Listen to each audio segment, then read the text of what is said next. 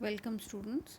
मैं डॉक्टर स्मिता शर्मा और मैं आपको बीएससी पार्ट सेकंड का पेपर सेकंड पढ़ा रही हूँ। और इसमें हम जो अभी इन लेक्चर में पढ़ रहे हैं वो चैप्टर है वास्तविक गैसें, रियल गैसेस। तो रियल गैसेस में हमने इससे पहले वाले लेक्चर में हमने पढ़ा था कि जूल और थॉमसन ने एक प्रयोग किया था जिसको हम Joule Thomson porous plug experiment कहते हैं, सरेंद्र डार्ट का प्रयोग कहते हैं। और ये प्रयोग इसलिए किया गया था जिससे ये पता चल सके कि अणुओं के मध्य गैस के अणुओं के मध्य वास्तव में अंतर आणविक आकर्षण बल मौजूद रहता है। तो हमने इस एक्सपेरिमेंट को विस्तार पूर्वक पढ़ लिया था और इसके हमने निष्कर्ष, परिणाम और निष्कर्ष का अध्ययन भी पिछले लेक्चर में कर लिया था। आज हम इसके अंदर इस प्रयोग में एक इम्पॉर्टेंट थर्मोडायनेमिक पैरामीटर निकल के आता है, एक इम्पॉर्टेंट ऊष्मागतिक प्राचल निकल के आता है, उसके बारे में पढ़ेंगे। ये प्राचल कहलाता है एंथैल्पी। अब एंथैल्पी के लिए को समझने के लिए हम पहले वापस से उस प्रयोग को मैथमेटिकल वे में समझेंगे। तो हमने क्या करा था, वो जो प्रयोग है उसके अंदर हमने नली के दोनों ओर बीच में एक पोरस प्लग लगा रखा था और नली के एक ओर उच्च दाब बना रखा था, कांस्टेंट हाई प्रेशर बना रखा था, और दूसरी तरफ हमने कांस्टेंट लो प्रेशर रीजन बना रखा था। यानी नियत उच्च दाब और नियत निम्न दाब के दो क्षेत्र थे और बीच में हमारा पोरस प्लग लगा हुआ था। तो हमने उसको हमने ब्रीफली यहाँ पर दिखाया है। जी यहाँ पर चित्र में दिखाए अनुसार जी जो है वो एक पोरस प्लग है और जो ए जो है वो पिस्टन है जहाँ पर उच्च दाब वाला क्षेत्र है, और बी जहाँ पर पिस्टन है वहाँ पर निम्न क्षेत्र वाला दाब है। तो गैस जो है प्रारंभ में ए पिस्टन वाले क्षेत्र में रहती है, ए और जी के मध्य रहती है, और बाद में वो रिस के धीरे धीरे जी बी क्षेत्र में पहुँचती है। तो चित्र के अनुसार जी एक सरेंद्र डार्ट है, इसके दोनों ओर पिस्टन ए व बी है और पूरा निकाय ऊष्मारोधी है। अब हम मान लेते हैं प्रारंभ में डार्ट के बाई ओर गैस जो है उसका जो प्रेशर है वो P1 है, वॉल्यूम V1 है और टेम्परेचर T1 है। अब पिस्टन जो है वो जैसे जैसे गैस रिसके जाती है, पिस्टन जो है वो धीरे धीरे सरकता जाता है। ठीक है, तो अब पिस्टन ए तथा बी को इस प्रकार चलाते हैं कि दोनों ओर दाब नियत रहे। मतलब पिस्टन का जो मूवमेंट है वो ऐसा है जिससे कि प्रेशर हमारा कांस्टेंट रहे, वो खुद एडिशनल कोई प्रेशर नहीं लगा रहा। एक चीज़ और हमने मान ली, इसके अंदर जो P1 प्रेशर है वो बड़ा है, और जब गैस रिस के बी क्षेत्र वाले रीजन में चली जाती है तो उसका प्रेशर, वॉल्यूम और टेम्परेचर, दाब, आयतन और ताप P2, V2 और T2 हो जाता है। और हमने क्या चीज़ मान रखी है कि ये जो नली हमने ली है, इस नली की जो त्रिज्या है वो स्मॉल r है, और पिस्टन ए और बी जो है प्रारंभ में ए पिस्टन जो है वो x1 दूरी पर है, और गैस जब बी क्षेत्र में पहुंच जाती है तो पिस्टन जो है वो x2 दूरी पर खिसक जाता है। ठीक है, तो अब हम इसके अंदर सबसे पहले किया गया कार्य निकालते हैं। तो बाईं ओर गैस द्वारा किया गया कार्य, अब कार्य हमारे को मालूम है फोर्स इनटू डिस्प्लेसमेंट होता है, बल इनटू विस्थापन होता है। तो बल क्या होगा, बल को हम परिभाषित कर सकते हैं दाब इनटू क्षेत्रफल। तो दाब तो हो गया P1, बाईं ओर दाब P1 है, और क्षेत्रफल क्या होगा, क्योंकि नली हम सिलेंड्रिकल मान रही है, बेलनाकार मान लिए, तो इसका जो क्षेत्रफल होगा वो होगा पाई आर स्क्वायर, है ना। और विस्थापन कितना होगा, x1 विस्थापन होगा। तो इस प्रकार किया गया कार्य हो गया P1 pi R square into x1। इसी प्रकार दाईं ओर किया गया कार्य हो जाएगा P2 pi R square x2। तो नेट गैस द्वारा किया गया कार्य जो है वो इन दोनों का अंतर हो जाएगा, तो दोनों का अंतर निकाल लेते हैं। तो हमारे पास क्या आ जाएगा, P2 pi R square x2 minus P1 pi R square x1। लेकिन हमारे को मालूम है पाई आर स्क्वायर x1 V1 के बराबर होता है ना। एरिया इनटू डिस्प्लेसमेंट है वो आयतन के बराबर होगा, है ना, वॉल्यूम के बराबर होगा। तो हम इनको V1 और V2 लिख लेते हैं। तो परिणामी जो कार्य है, रिजल्टेंट वर्क है, वो हमारा क्या हो गया, P2V2 माइनस P1V1। अब चूंकि निकाय ऊष्मारोधी है तो गैस द्वारा किया गया कार्य आंतरिक ऊर्जा को खर्च करके प्राप्त होगा। हमें मालूम है अगर हमने आइसोलेटेड सिस्टम लिया है, एक विलगित निकाय लिया है, तो वो बाहर से तो ऊष्मा का आदान प्रदान हो नहीं सकता है। ऐसी स्थिति में कोई भी किया गया कार्य उसके आंतरिक ऊर्जा में कमी उत्पन्न करता है। तो अगर हम ये मान लें कि उसकी प्रारंभिक आंतरिक ऊर्जा U1 है, इंटरनल एनर्जी U1 है, और बाद की जो आंतरिक ऊर्जा है वो U2 है, तो इंटरनल एनर्जी में जो कमी आएगी वो हो जाएगी हमारी U1 माइनस U2, और ये हमारी किया गया कार्य के बराबर होगी, यानी DW बराबर U1 माइनस U2 हो जाएगा। अब DW का मान रख देते हैं, तो P2V2 माइनस P1V1 बराबर U1 माइनस U2। अब 1 वाली टर्म्स एक तरफ ले जाते हैं, U2 वाली टर्म्स एक तरफ ले जाते हैं, तो हमारे पास क्या आ गया, U1 प्लस P1V1 बराबर U2 प्लस P2V2। हम इसको अगर, क्योंकि एक तरफ केवल 1 वाली राशियां हैं, दूसरी तरफ 2 वाली राशियां हैं, इसलिए हम इसको मान सकते हैं कि U plus PV is equals to some constant, और ये कांस्टेंट का नाम हम देते हैं कैपिटल H, यानी H1 is equals to H2। अब ये जो H है ये एक नया ऊष्मा फलन है और इसका नाम है एंथैल्पी। तो यह एक संपूर्ण ऊष्मा फलन है जो जूल थॉमसन प्रभाव में नियत रहता है और इसे एंथैल्पी कहते हैं। अब एंथैल्पी एक्चुअल में क्या हो गया, एंथैल्पी जूल थॉमसन एक्सपेरिमेंट में कांस्टेंट रहने वाला ऊष्मा फलन है। तो अब इसकी फिज़िकल सिग्निफिकेंस क्या है। फिज़िकल सिग्निफिकेंस एक तो ये है कि कोई भी एक्सपेरिमेंट, जैसे हम कहते हैं आइसोथर्मल प्रोसेस, आइसोथर्मल प्रोसेस में टेम्परेचर रिमेन्स कांस्टेंट, हम ये बोलते हैं ना, ऐसे ही अगर आप आइसोबारिक प्रोसेस ले लें, समदाबिक प्रक्रम ले लें, तो समदाबिक प्रक्रम में जो क्वांटिटी, जो राशि नियत रहती है, वो राशि हमारी एंथैल्पी कहलाती है। हम इसको इस प्रकार से समझ सकते हैं, जैसे आपके समतापी प्रक्रम में टेम्परेचर कांस्टेंट रहता है, समदाबी प्रक्रम में एंथैल्पी कांस्टेंट रहती है। अब एंथैल्पी वास्तव में है क्या, इसकी फिजिकल सिग्निफिकेंस क्या है। Enthalpy is the total heat content of the body, किसी भी वस्तु के अंदर कुल ऊष्मा की मात्रा।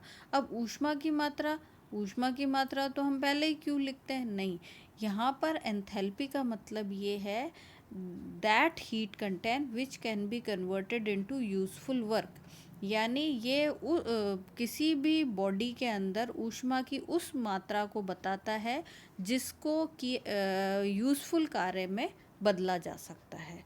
तो ये इसका एंथैल्पी का फिजिकल सिग्निफिकेंस है।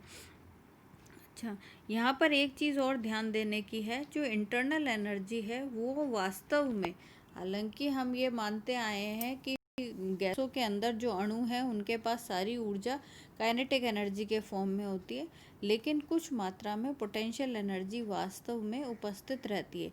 इसलिए जो आपकी आंतरिक ऊर्जा है या इंटरनल एनर्जी है, इसके दो भाग अवश्य होते हैं, एक काइनेटिक एनर्जी और दूसरा पोटेंशियल एनर्जी।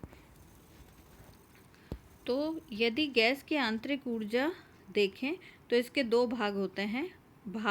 एक भाग तो अणुओं की गतिज ऊर्जा पर निर्भर करता है, जो गतिज ऊर्जा टेम्परेचर पर निर्भर करती है, और दूसरा भाग जो है वो किस पर निर्भर करता है, अणुओं के मध्य होने वाले आकर्षण बल के ऊपर निर्भर करता है, और इसे रो से दिखाया जाता है। तो यानी आंतरिक ऊर्जा दो भागों से मिलकर बनी होती है, एक तो काइनेटिक एनर्जी बेसिकली जो टेम्परेचर डिपेंडेंट होता है, और ρ1 जो कि बेसिकली हमारा इससे आकर्षण से जुड़ा हुआ रहता है। ठीक है, अब इसके अंदर हम ये जो अभी हमने डेरिवेशन किया है, इसके अंदर हम इसके स्पेशल केसेस को डिस्कस कर लेते हैं। सबसे पहला स्पेशल केस हो सकता है यदि P2V2 का मान P1V1 से बड़ा हो। ऐसी स्थिति में हमारे को इस इक्वेशन से, जो इक्वेशन दिखाई दे रही है ऊपर, उसमें उसके आधार पर हम कह सकते हैं कि U2 will be less than U1। इस स्थिति में डार्ट से निकलने पर गैसें ठंडी होगी। क्यों? क्योंकि वो आंतरिक ऊर्जा में कमी आ रही है। आंतरिक ऊर्जा में कमी आ रही है तो टेम्परेचर कम होगा।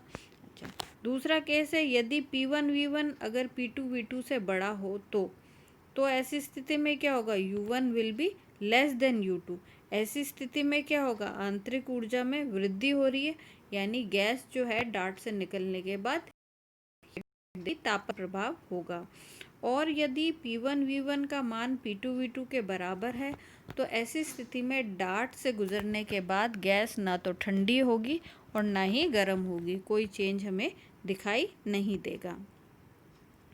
अब इसके अंदर हम एक व्यंजक और निकालेंगे, इसी प्रयोग से जुड़ा हुआ है, जिसको हम कहते हैं शीतलन के लिए व्यंजक। यानी कोई भी गैस जो है डार्ट से गुजरने के बाद हम ये कह रहे हैं वो ठंडी हो जाएगी, लेकिन ताप में परिवर्तन कितना उत्पन्न होगा, उसका फॉर्मूला क्या है और वो किस पर निर्भर करेगा, वो हम इसमें ज्ञात करेंगे। तो हम क्या कर रहे हैं, वापस से उसी प्रयोग का एक भाग ले लिया हमने। डायग्राम में दिखाई दे रहा है, बीच में एक डार्ट है, इस तरफ ए पिस्टन है, दूसरी तरफ बी पिस्टन है। दोनों ओर जो गैस है वो P1 V1 T1 और P2 V2 T2 पैरामीटर्स की है। तो हम इसको सबसे पहले बाईं ओर किया गया कार्य निकालते हैं। तो हमारा मालूम है, बाईं ओर से जब दाईं ओर जाएगी गैस तो किया गया कार्य अभी हमने ऊपर निकाला था, P2 V2 minus P1 V1 होगा। अच्छा, हम जानते हैं वास्तविक गैसें जो हैं उनमें अंतराण्विक बल लगता है, और अंतराण्विक बल के कारण जो दाब उत्पन्न होता है वो दाब होता है A/V² के बराबर। तो V1 से जब वो V2 के रूप तक प्रसारित होती है गैस, तो तब किया गया अंतराण्विक बल के विरुद्ध किया गया कार्य हमारा W2 से डिनोट किया जा सकता है, और वो क्या हो जाएगा? A/V² into dV। PdV होता है हमारा किया गया कार्य, तो P का मान हमने A/V² रख दिया और इसको इंटीग्रेट करा हमने V1 से V2 पर। तो इंटीग्रेशन के बाद हमारे को W2 प्राप्त होता है AV1 माइनस AV2। तो कुल गैस द्वारा किया गया कार्य क्या हो जाएगा? W बराबर W1 प्लस W2, जो कि निम्न समीकरण में हमें दिखाई दे रहा है। अब हम इसको थोड़ा सा और सिंप्लीफाइड वे में लिखेंगे। हम जानते हैं वैन डर वाल समीकरण जो है वो हमारी P plus A/V² V minus b बराबर RT होती है। अब इसको थोड़ा सा रीअरेंज कर लिया हमने, और रीअरेंज करने के बाद हमने माइनस AB/V² वाली टर्म को निगलेक्ट कर दिया, उसको नगण्य मानते हुए हमने पुनः समीकरण लिखी। तो हमारे को समीकरण PV बराबर RT minus A/V plus PB प्राप्त हो गई। अब इसके अंदर हम PV और T इनके मान पहले बाईं ओर के भाग के लिए लिखेंगे और एक बार हम दाईं ओर के भाग के लिए लिखेंगे। तो बाईं ओर के भाग के लिए लिखेंगे तो आपकी इक्वेशन बन जाएगी P1 V1 बराबर RT1 minus A/V1 plus P1 B, और ऐसे ही द्वितीय भाग के लिए भी उसमें सब जगह 2 आ जाएगा। दोनों का अंतर निकाल लेते हैं। क्यों? क्योंकि हमें किया गया कार्य में P2 V2 minus P1 V1 निकालना है, तो हम इसके अंदर P2 V2 minus P1 V1 निकाल लेते हैं। थोड़ा सा सॉल्व करके और रीअरेंज करके हमें ये समीकरण प्राप्त हो जाएगी। क्या? P2 V2 minus P1 V1 बराबर T2 minus T1 plus A bracket में 1/V1 minus 1/V2 minus B bracket में P1 माइनस P2। तो आपका कुल किया गया कार्य क्या था? कुल किया गया कार्य तो हमारा ये था P2 V2 minus P1 V1 plus A/V1 minus A/V2। इसमें P2 V2 minus P1 V1 का मान रख देते हैं और इसको और सिंप्लीफाई करते हैं, तो हमारे को W क्या प्राप्त हो जाता है? RT2 minus T1 plus 2A, दोनों A जुड़ जाएंगे, ब्रैकेट में 1/V1 minus 1/V2 minus of b P1 minus P2। ये समीकरण हमारे को प्राप्त हो गई किया गया कार्य की। अब हम इसके अंदर दो चीज़ें इसमें मान लेते हैं कि जो ये 2a V1 का मान है और 2a अपॉन V2 का मान है, ये बहुत छोटा है। तो हम इसके अंदर आदर्श गैस समीकरण के आधार पर V1 और V2 के मान कुछ ऐसे रख सकते हैं। हमें मालूम है आदर्श गैस समीकरण होती है PV इक्वल्स टू RT। तो 1 अपॉन V1 का मान क्या हो जाएगा, 1 अपॉन V1 का मान हो जाएगा P1 अपॉन RT1। ऐसे ही 1 अपॉन V2 का मान हो जाएगा P2 अपॉन RT2। दोनों मान हम इसके अंदर उपरोक्त समीकरण में रख के फर्दर सिंप्लीफाई करना चाहेंगे। तो फर्दर हम सिंप्लीफाई करते हैं। अब हम इसके अंदर यहाँ पर एक और इम्पॉर्टेंट चीज़ मान लेते हैं। हम ये मान लेते हैं जब गैस एक स्थान से दूसरे स्थान रिस के जाती है तो ताप में जो अंतर है वो हमारा dt से डिनोट हो, यानी T1 माइनस T2 dt के बराबर है। और दूसरी चीज़ हम ये मान लेते हैं कि जो ये अंतर है T1 और T2 का, ये बहुत छोटा है, इसलिए हम इनको अगर ब्रॉडली देखें तो अप्रॉक्सीमेटली इनको बराबर माना जा सकता है। तो ये दोनों ही चीज़ें हम ऊपर वाली समीकरण में लगाते हैं। तो हमारे पास क्या आ जाएगा, T2 माइनस T1 की जगह तो हम dt लिख देते हैं। तो W बराबर minus R dt, minus sign आएगा है ना, प्लस 2a t, हमने यहाँ T1 T2 डिनोमिनेटर में t लिख लिया तो t बाहर निकल गया, 2a upon RT P1 minus P2 minus B P1 minus P2, ये आ गया आपके पास। अब हम P1 माइनस P2 को कॉमन ले लिया तो आपके पास क्या आ गया, W बराबर P1 माइनस P2 ब्रैकेट में 2a RT minus B minus R dt।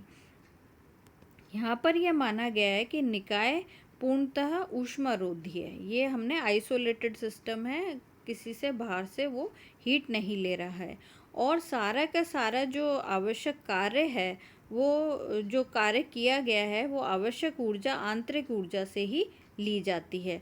तो गैस जो है वो शीतल हो जाती है।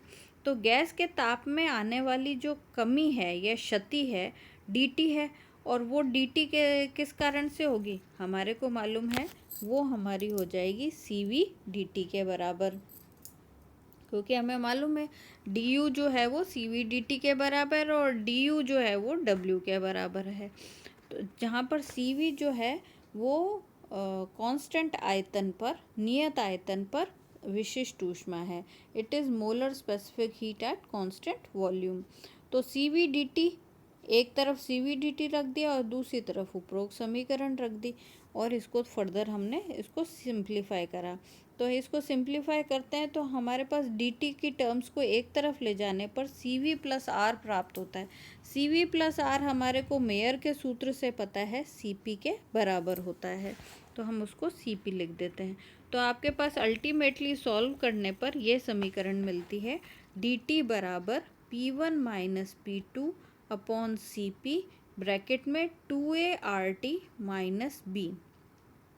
यही हमारी शीतलन की अभीष्ट व्यंजक कहलाता है। ये हमारा this is required expression for cooling. अब इसके अंदर एक इम्पॉर्टेंट चीज़ हमें प्राप्त हुई जो हमने उसके ऑब्जर्वेशंस में, जूल थॉमसन एक्सपेरिमेंट के ऑब्जर्वेशन में भी लिखी थी, क्या कि जो ताप में परिवर्तन है वो दाब में परिवर्तन के, दाब में अंतर के परिवर्तन के, दाब में परिवर्तन के समानुपाती होता है। It is directly proportional to difference of the pressure. अब इसके आधार पर भी हम कुछ 3 केसेस डिस्कस कर सकते हैं। पहला केस ये है कि P1 जो है वो P2 से बड़ा है, हमने माना ही था। तो क्या हो जाएगा, P1 minus P2 greater than 0 हो जाएगा। ऐसी स्थिति में dt will be greater than 0। अब dt will be greater than 0, इसका मतलब क्या हो गया, 2a upon RT minus B should be greater than 0 और t should be less than 2a upon RB, और dt जो है ऐसी स्थिति में पॉजिटिव होगा। तो ऐसी स्थिति में अगर हम इसको, इस पूरी चीज़ से हम क्या निष्कर्ष निकालते हैं, हम ये निकालते हैं यदि ताप जो है, गैस का ताप 2a अपॉन RB से कम है तो डार्ट से गुजरने के बाद गैस वास्तव में ठंडी हो जाएगी। Then cooling effect will occur if the temperature is less than 2A/RB। दूसरा केस हम ले लेते हैं, यदि 2A/RT - B is less then 0, तो क्या हो जाएगा, T will be greater than 2A/RB और DT विल बी नेगेटिव।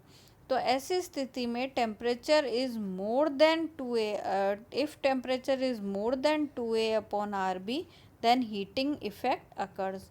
यदि गैस का ताप T जो है वो 2A/RB से बड़ा होता है तो हमेशा गैस में तापन प्रभाव दिखाई देगा डार्ट से गुजरने के बाद।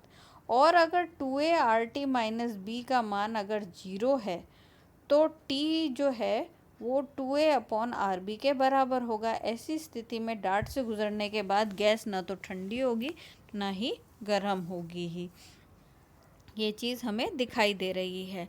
इसमें एक चीज़ आप समझ लीजिए कि जो हमने ये 2A/RT - B पर ही सारी डिस्कशन करी है, हमने दोबारा से प्रेशर को क्यों नहीं लिया, क्योंकि प्रेशर से हमने पहले ही सिद्ध कर दिया कि प्रेशर जो है उसमें P1 जो है वो P2 से बड़ा ले लिया है, तो इसके कारण वो हमेशा ग्रेटर देन 0 होगा और इसके कारण DT हमेशा ही ग्रेटर देन 0 रहेगा।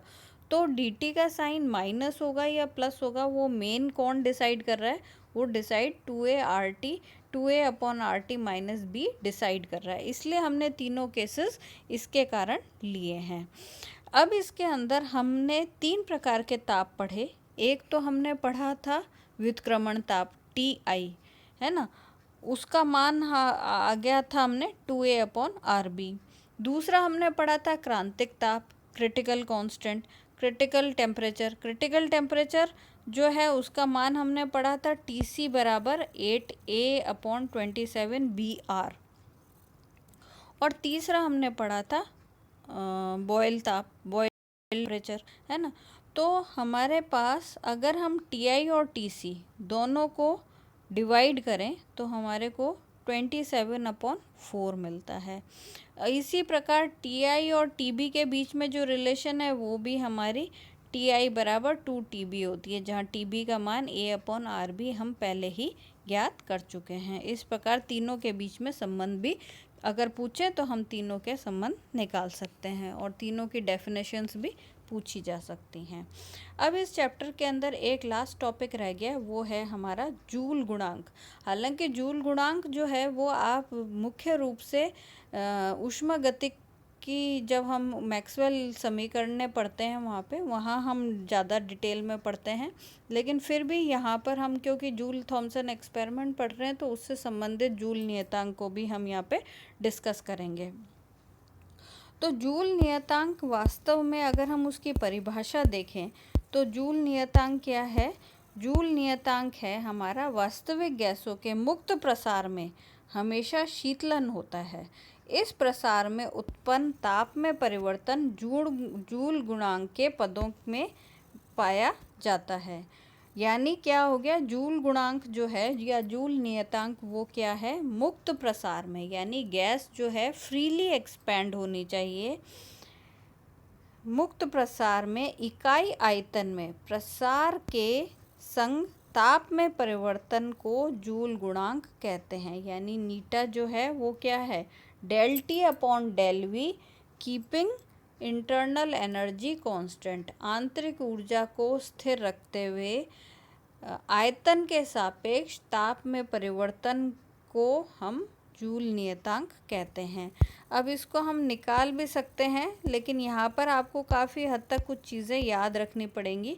हालांकि ये जब आप ऊष्मागतिकी में मैक्सवेल समीकरण पढ़ेंगे तो आप वास्तव में निकाल पाएंगे।